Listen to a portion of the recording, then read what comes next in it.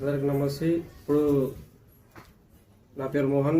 మా చెల్లి అనూష అనే అమ్మాయి సైపూర్లో పరమేశ్కి ఇచ్చి పెళ్లి చేసినాం. ఆయన కొట్టి చంపింది మీకు తెలిసిందే. ఆయనకు సపోర్ట్ చేసిన వ్యక్తులు మీ ఊళ్ళో సైపూర్లో ఉన్నారు. 9వ వార్డు 10వ వార్డు ఇలాంటి వాళ్ళకి మేము ఎంతో కష్టపడి వాళ్ళకి జైలు చేస్తే ఈయన మళ్ళీ ఏం మారుతాం, ఇంత వీళ్ళకు ఇంత కడుపు కోత ఇదైపోయింది కదా అని చెప్పి అతనికి ఏమాత్రం కొంచెం కూడా ఆలోచన రాకుండా మళ్ళీ ఆయన ఎన్నుకున్న వాళ్ళకే సపోర్ట్ చేసి వాళ్ళ జైలు నుంచి ముగ్గురిని బయటకు తీసుకొచ్చి మరి వేరే ఊళ్ళో పెట్టి నేను మీకు అండగా ఉంటా అని చెప్పి ఇది చేసిన వ్యక్తులకు మీరు ఒకసారి గుర్తుపెట్టుకోండి.